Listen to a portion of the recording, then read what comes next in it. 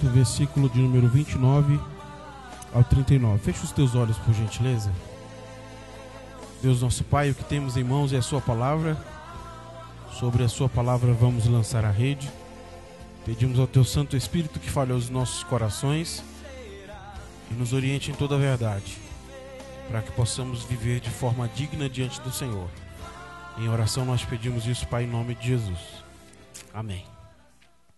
Romanos 8, 29 diz assim: sabemos que Deus age em todas as coisas para o bem daqueles que o amam, dos que foram chamados de acordo com o seu propósito. Pois aqueles que de antemão conheceu, também os predestinou para serem conformes à imagem de seu Filho, a fim de que ele seja o primogênito entre muitos irmãos. E aos que predestinou, também chamou. Aos que chamou, também justificou. Aos que justificou, também glorificou. Que diremos, pois, diante dessas coisas? Se Deus é por nós, quem será contra nós? Aquele que não poupou o seu próprio Filho, mas o entregou por todos nós, como não nos dará juntamente com ele e de graça todas as coisas? Quem fará alguma acusação contra os filhos de Deus? É Deus quem os justifica. Quem os condenará? Foi Cristo Jesus que morreu, e mais, que ressuscitou e está à direita de Deus, e também intercede por nós. Quem nos separará do amor de Cristo? Será tribulação, ou angústia, ou perseguição, ou fome, ou nudez, ou perigo, ou espada? Como está escrito: por amor de ti, enfrentamos a morte todos os dias. Somos considerados como ovelhas destinadas ao matadouro. Mas, em todas estas coisas, somos mais que vencedores por meio daquele que nos amou. Pois estou convencido que nem a morte, nem a vida, nem anjos, nem demônios, nem o presente ou futuro, nem quaisquer poderes, nem altura, nem profundidade, nem qualquer outra coisa na criação será capaz de nos separar do amor de Deus que está em Cristo Jesus, nosso Senhor. Amém. Deus abençoe. Irmãos e irmãs, eu começo lhes fazendo uma pergunta: vale a pena sofrer? E pretendo perguntar respondendo. Acredito que a resposta é sim e não. Pelo que vale a pena sofrer e pelo que não vale a pena sofrer. Então, primeiro, não vale a pena sofrer quando a gente tem a opção de escolher.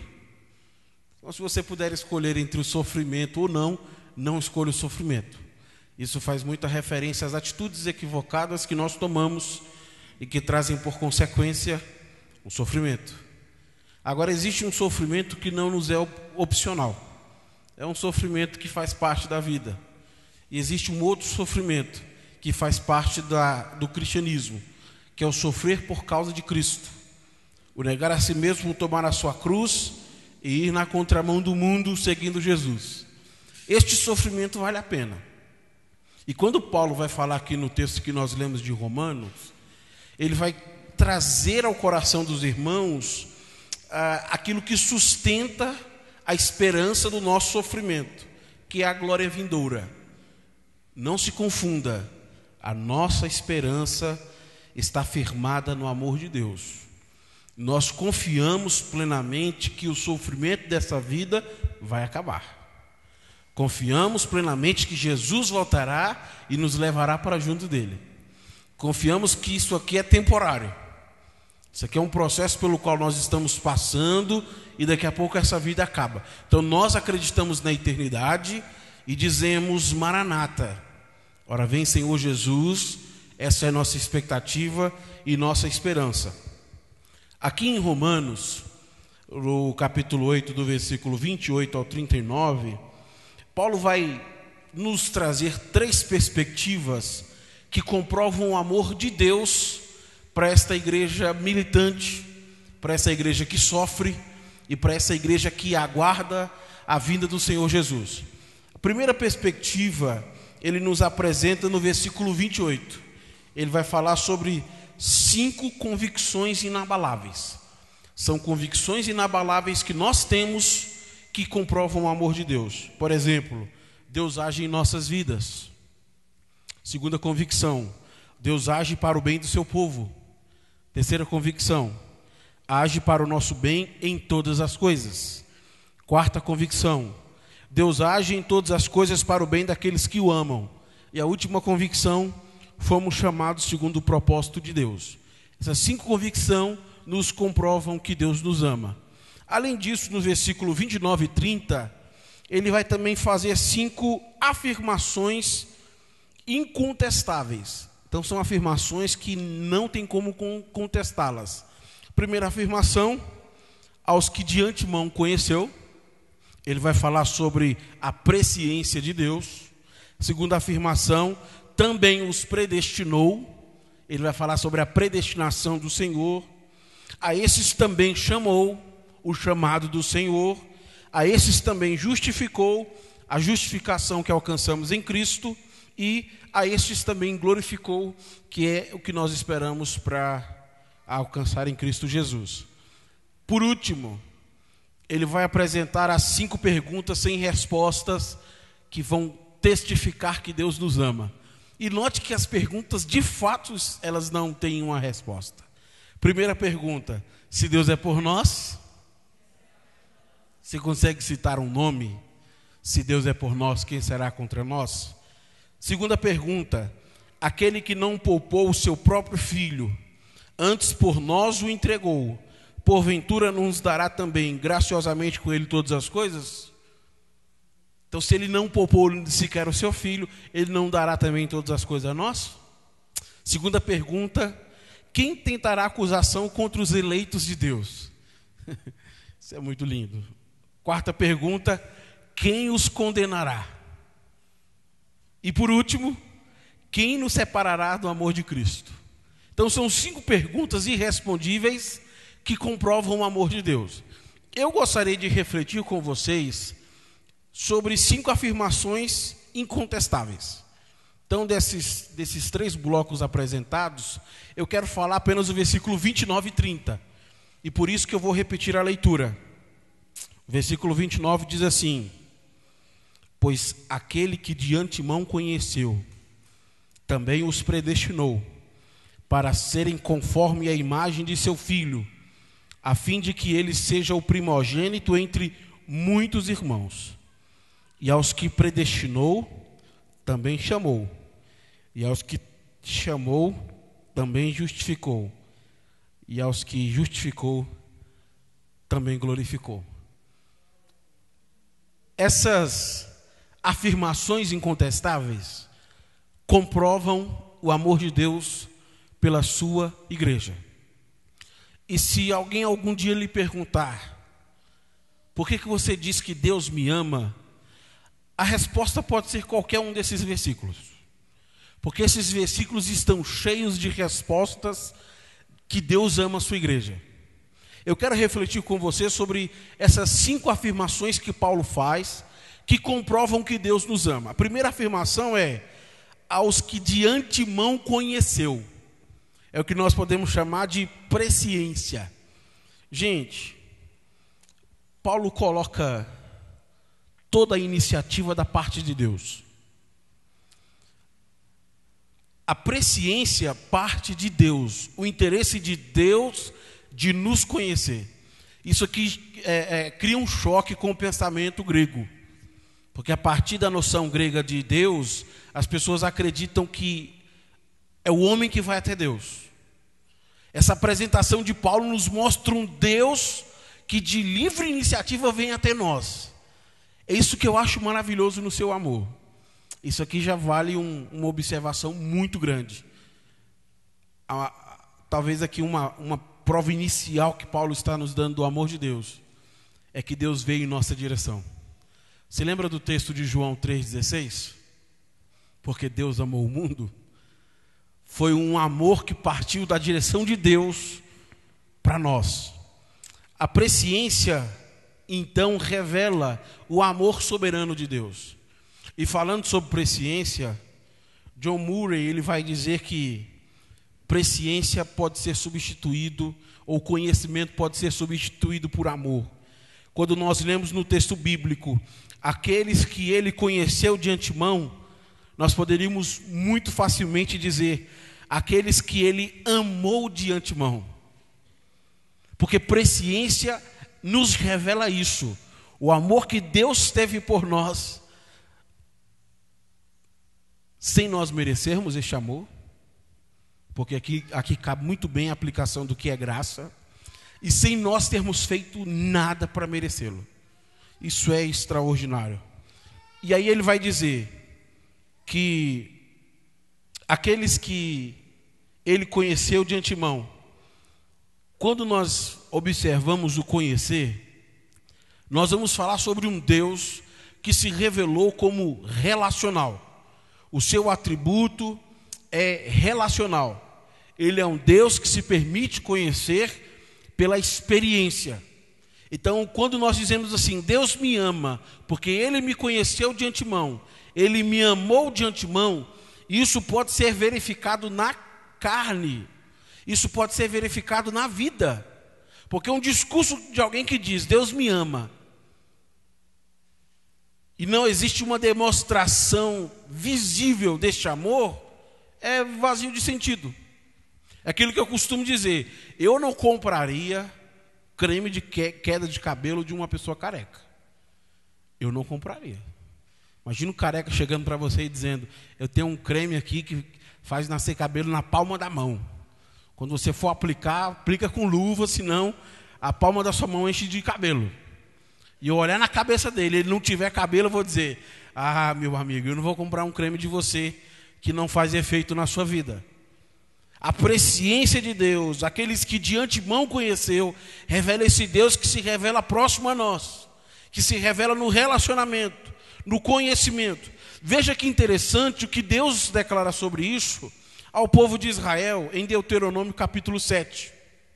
No capítulo 7, versículo 7 e 8, o Senhor diz assim, o Senhor não se afeiçoou a vocês, nem os escolheu por serem mais numerosos do que os outros povos, pois vocês não eram o menor de todos os povos, mas foi porque o Senhor os amou. Deus declara isso ao povo de Israel, Deus escolheu vocês porque Ele os amou.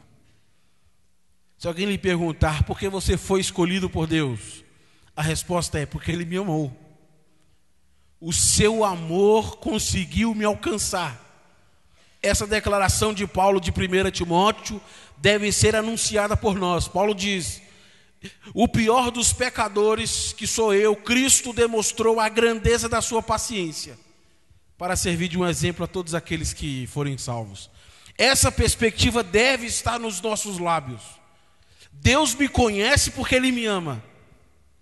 E porque Ele me ama, Ele me salvou e me chamou para um relacionamento pessoal com Ele. Então observe que se você tem algum problema com a sua consciência, e a sua consciência costuma lhe dizer, você não merece estar na igreja, ou você não merece orar, ou você não pode fazer isso, você fez alguma coisa que agride a santidade de Deus, e blá blá blá, e blá blá blá. Se a sua consciência te acusa, você tem que se lembrar que maior é Deus para lhe perdoar. Se tem uma coisa que Deus não despreza, é um coração contrito e quebrantado. Isso Deus não despreza, porque Ele nos amou. O seu amor, então, vai nos levar a conhecê-lo. E por isso que nós somos conhecidos de Deus. Se nós somos conhecidos de Deus, nós podemos ter a consciência de dizer que Ele sabe o que nós passamos. E por isso que nós temos convicção de que, como o nosso Pai, como o nosso Senhor, Ele não vai colocar sobre os nossos ombros uma carga que nós não vamos conseguir carregar. Porque Ele conhece a criatura que fez. Deus te conhece. Então, em vez de ficar dando justificativas porque você não serve a Deus, ou porque você não entrega a sua vida a Ele completamente, você deveria se ajoelhar e dizer, Jesus, eu recebo o seu amor. Eu entrego a minha vida a Ti, porque eu quero conhecer o Senhor. Esse é um passo que nos leva em direção a Deus. E aí o Paulo continua dizendo: Ele também nos predestinou. E predestinação tem muito a nos ensinar sobre o amor de Deus. O verbo predestinou significa decidiu de antemão. É uma coisa que Deus decidiu de antemão, fazendo uma referência a um prazer que Deus tem de ter tomado aquela decisão. Então verifique que aqui na leitura bíblica, Paulo vai nos dar dois aspectos da predestinação do Senhor. Dois aspectos de decisões que Deus teve o prazer de tomar em relação a nós. O primeiro é nos fazer conformidade do seu Filho Jesus Cristo, restaurando-nos pela aliança do Calvário. Essa predestinação é uma coisa que dá prazer a Deus, nos tornar a imagem dele. Porque com o pecado o que nós perdemos foi a imagem de Cristo. Com o pecado que nós paramos de refletir foi Cristo. Relacionamentos, vida, todos os aspectos, Cristo deixou de ser referencial em nós. A predestinação, ou o que Deus tem prazer de fazer, é restaurar Cristo em nós. Então veja que existe um interesse de Deus de te restaurar. Existe um interesse de Deus de te amar. Deus faz isso não é porque Ele estava desocupado. Eu estou sem nada a fazer, vou enviar meu filho para morrer por esse pessoal. Não foi assim. Existiu um prazer da parte de Deus de dizer: essa pessoa pode ser salva. Não pela lei para que ela se vanglorie, mas pela graça para que ela conheça o meu amor. É por isso que eu disse para você e repito: Deus te ama. Esta é a segunda prova do seu amor. Aqueles que Ele predestinou, quer dizer que o propósito de Deus é nos tornar como primogênitos, como Cristo é. Essa comunhão dessa nova família de Deus. Então, como predestinados, o prazer de Deus é que a gente faça parte desta grande família. E aí a gente consegue justificar assim uma saudação que a gente sempre dá um ao outro quando a gente vai falar com uma pessoa. Quando a gente sabe que é crente, a gente diz: e aí, meu irmão, tudo bom? Porque a gente parte do conceito que somos uma família. Cristo nos comprou e agora fazemos parte desta família. É por isso que o João, lá no capítulo 3 da sua primeira epístola, vai dizer que aquele que aborrece o seu irmão a quem vê, não tem como amar a Deus a quem não vê. Porque como grande família nós vivemos um relacionamento. Isso está em todas as suas implicações. Viver como irmãos. Agora imagine você dizer que é irmão de alguém e não ter coragem de falar com essa pessoa. Não ter coragem de se relacionar com essa pessoa. Um dia eu tentei fazer um exercício mental e não consegui. Eu tentei imaginar como seria o céu com duas pessoas que se odeiam. E a única solução que eu achei foi 2 céus. Vão existir 2 céus. Um só não é suficiente. É por isso que não vai. É por isso que no capítulo 3, versículo 15, o João diz que aquele que aborrece ao seu irmão é homicida. Porque como grande família nós temos que viver em comunhão. Você é meu irmão. Quem foi que pagou o preço por você? Foi Jesus. E esse preço que Jesus pagou por você, Ele pagou por mim também. Então quem tem como avaliar quem vai ser salvo ou não, não sou eu. Porque o preço não foi pago por mim. E aí nós tentamos limitar a graça de Deus dizendo às vezes: esse irmão não tem jeito não. Isso aqui para ser salvo só se nascer de novo. Isso aqui é uma vara torta que não tem como desentortar. Então nós reduzimos o amor de Deus porque acreditamos que dentro dessa família só tem pessoas boas. Gente, o amor de Deus comprou os piores tipos de pessoas, incluindo eu e você. E colocou todo mundo dentro do mesmo lugar e disse assim: vocês só vão conseguir viver juntos por causa do meu amor. Se Deus tirar o amor dele de nossas vidas e nós nunca tivéssemos experimentado o amor de Deus, nós não conseguiríamos viver como igreja.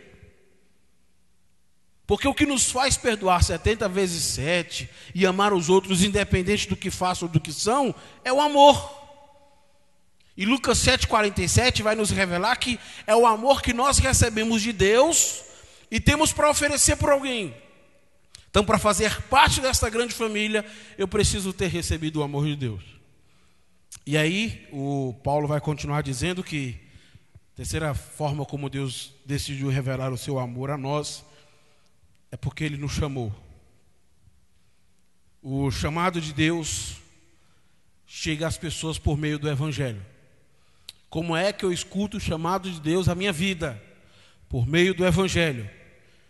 Quando este Evangelho é anunciado, é proclamado, e as pessoas respondem a este Evangelho, as pessoas estão respondendo ao Evangelho, elas estão recebendo a predestinação de Deus. Elas estão recebendo a chamada de Deus. Elas estão recebendo a presciência de Deus sobre suas vidas. Então perceba que quando nós anulamos a pregação do Evangelho, nós anulamos a proclamação de que Deus chamou pessoas. Como é que eu fico sabendo que Deus me chamou? Pela proclamação do Evangelho. Não tem outra forma. A evangelização, então, se torna importantíssima. E, gente, evangelização é proclamação do Evangelho. Se existe alguém que acha que evangelização é outra coisa, está equivocado. Só tem uma forma de evangelizar: anunciando o Evangelho. Então perceba que se eu não conheço o Evangelho de Cristo, aquele que nos foi revelado por meio dos apóstolos, por meio dos evangelistas, Bíblia Sagrada, se eu não tenho conhecimento do Evangelho de Cristo, eu nunca tomarei conhecimento sobre o chamado de Cristo para a minha vida. Quando eu escuto o Evangelho e respondo a este Evangelho, eu estou recebendo a predestinação de Deus. Então, se você vai evangelizar alguém, a tática não é lançar essa pessoa no inferno, como as pessoas costumam fazer. Elas vão evangelizar alguém e dizem assim: olha, se você não entregar Jesus à sua vida, você vai para o inferno. A tática para evangelizar alguém é dizer a elas o Evangelho. E não sei se você sabe, mas Evangelho quer dizer boa notícia. Imagina alguém chegar para você e dizer assim: eu tenho uma boa notícia para você. Sua casa está pegando fogo. Isso é boa notícia? Tenho uma boa notícia para você. Seu carro foi roubado. Eu tenho uma boa notícia para você. Você vai para o inferno. Isso não é boa notícia. A boa notícia é: eu tenho uma boa notícia para você. Jesus morreu para te tirar do inferno. Jesus morreu para lhe salvar do inferno. Ele não morreu na cruz do Calvário para lhe lançar, mas para lhe salvar.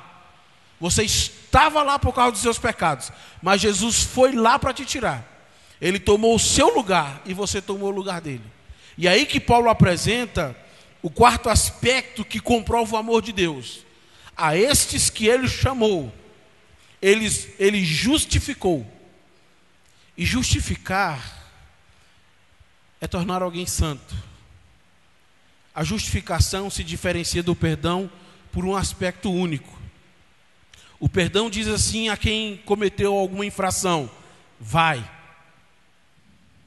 não faça de novo.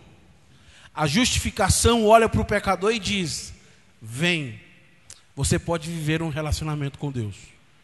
Nós alcançamos justificação, ou fomos chamados para viver com Deus a partir da perspectiva de que Ele nos tornou justos.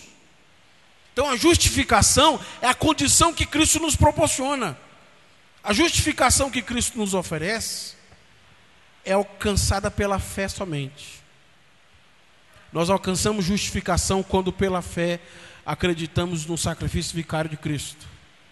Quando nós acreditamos que Ele tomou o nosso lugar de escravos, de condenados, e nós tomamos o lugar dele de filhos. Esta é a linguagem da justificação que não pode fugir à nossa mentalidade. A prova que Deus me amou é que Ele me tornou justo. Nós somos escondidos em Cristo, gente. E ser escondido em Cristo quer dizer que quando Deus te olha, Ele está vendo Cristo. Ele está vendo Cristo na sua vida. Por isso que não há mais condenações. Porque de vez em quando, talvez você possa infringir o pecado, infringir e pecar contra Deus. 1 João capítulo 2 diz que nós corremos o risco de pecar. Mas se você pecar, você tem um advogado diante de Deus, Jesus Cristo justo.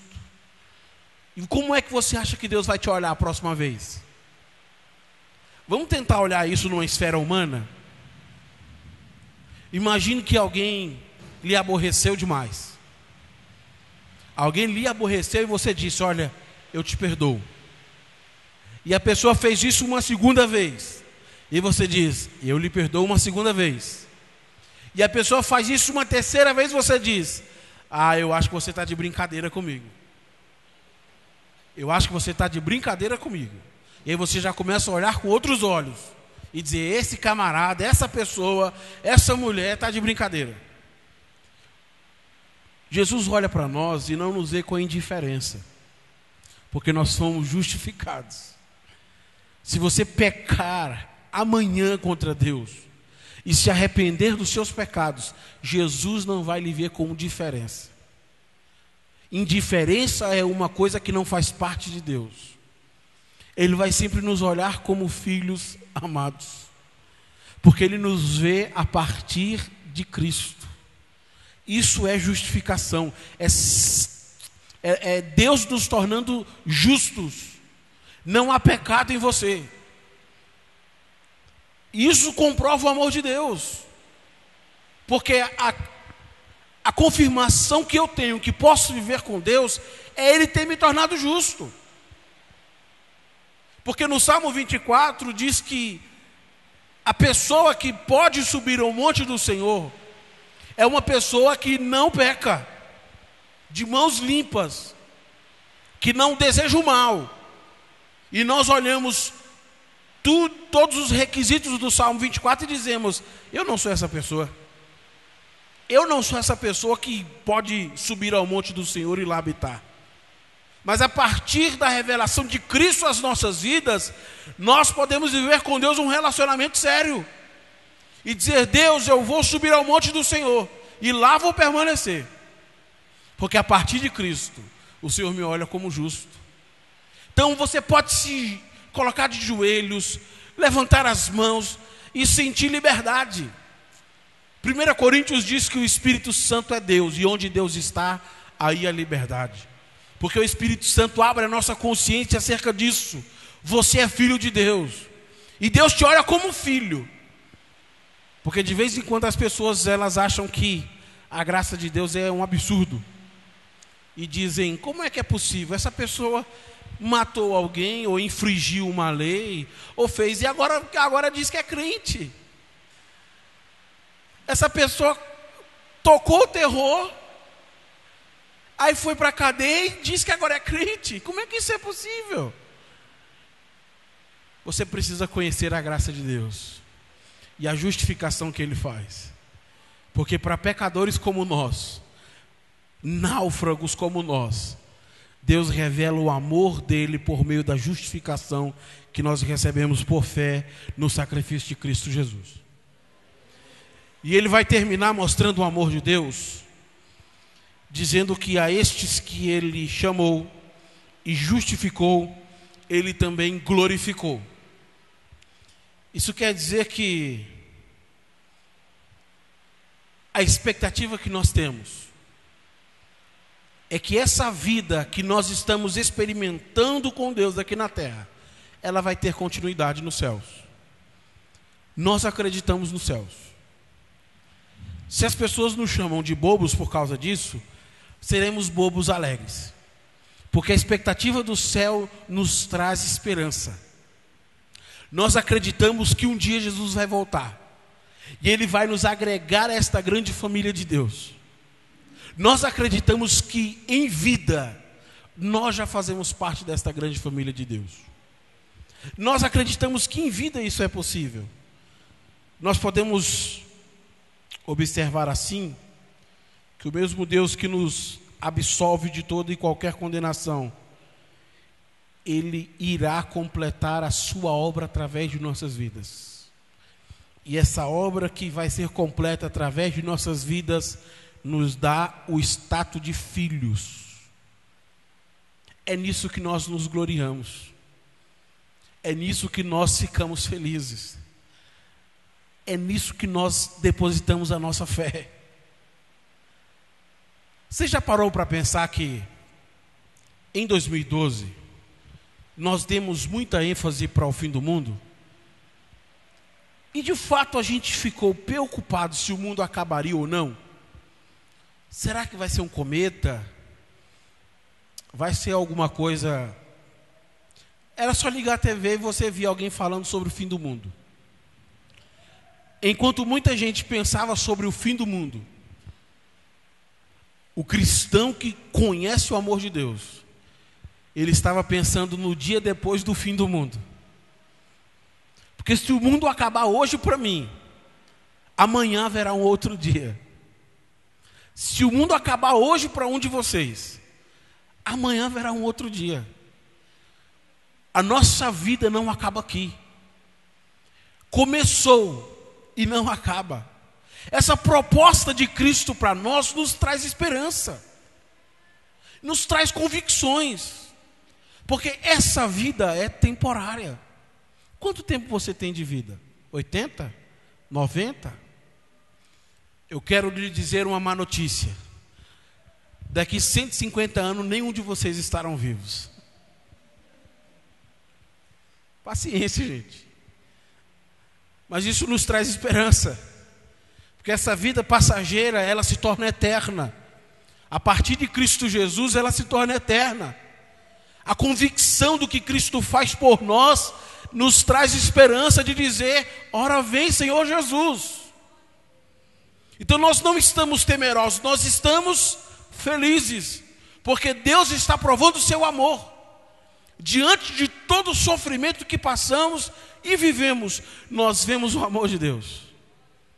Na sua chamada, na sua justificação, na sua presciência, na sua predestinação e na glorificação que Ele nos concede.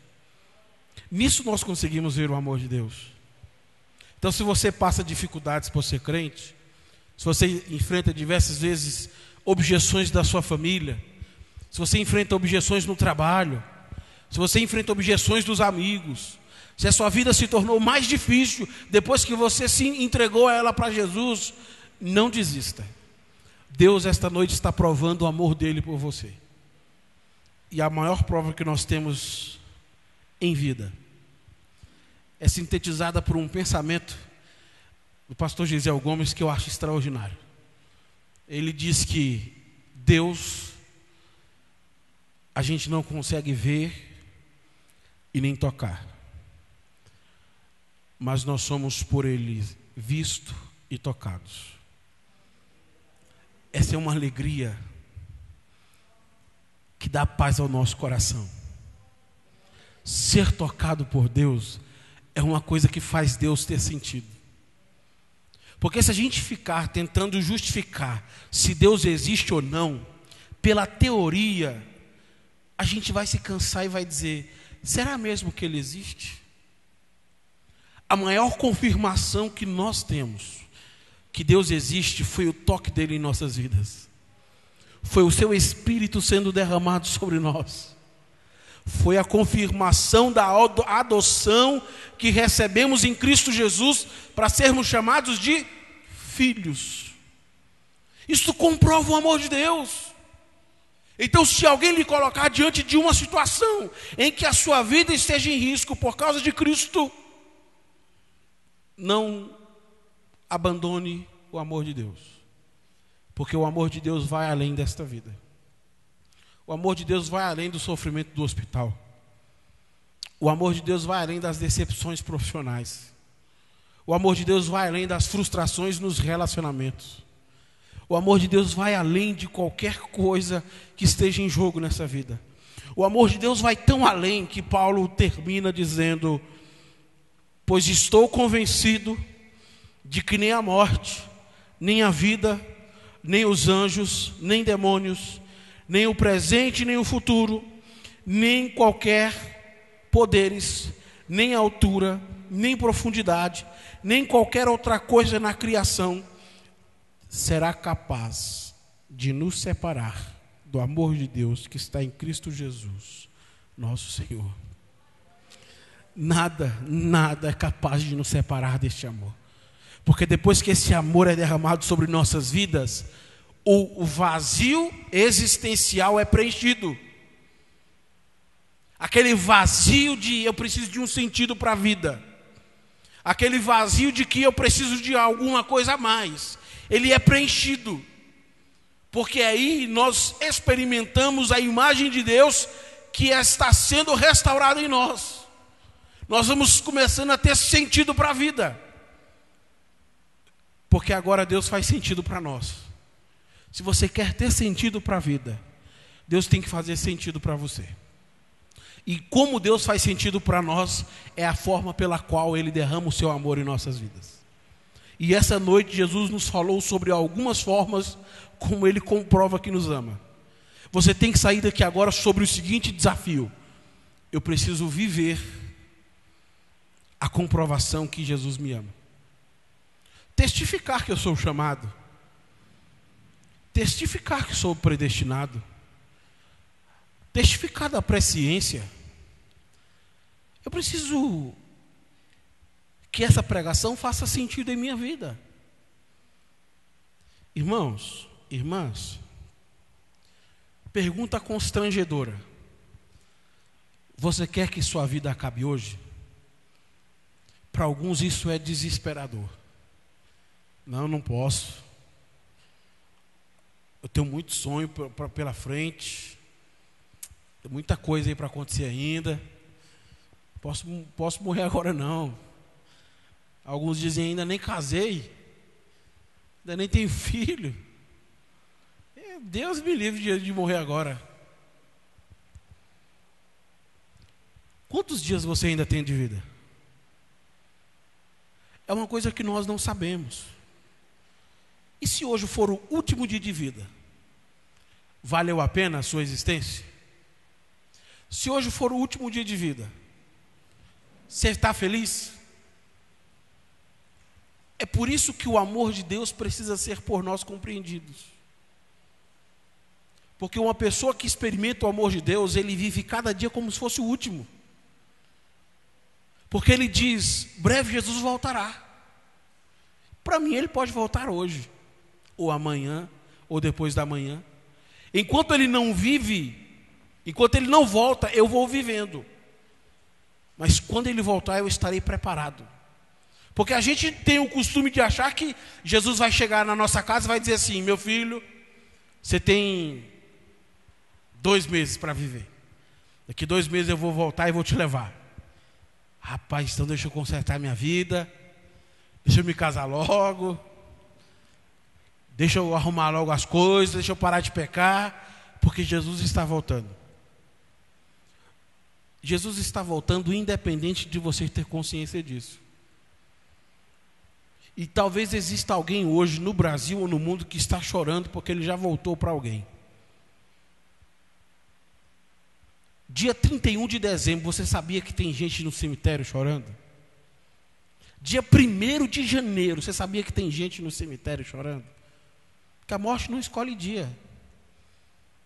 Hoje a gente até escolhe o dia que o nosso filho vai nascer, né? Ó, doutor, eu quero que meu filho nasça no dia 12 de outubro, dia das crianças. Então tá bom, você vem aqui, sua esposa grávida, a gente tira esse menino para fora. Escolhe até o dia que a criança vai nascer. Mas o dia que nós vamos morrer? Então nós temos que viver sobre a perspectiva do fim. A perspectiva do fim nos ensina que o amor de Deus que se derramou sobre nossas vidas nos deu uma prévia do que vai ser o céu.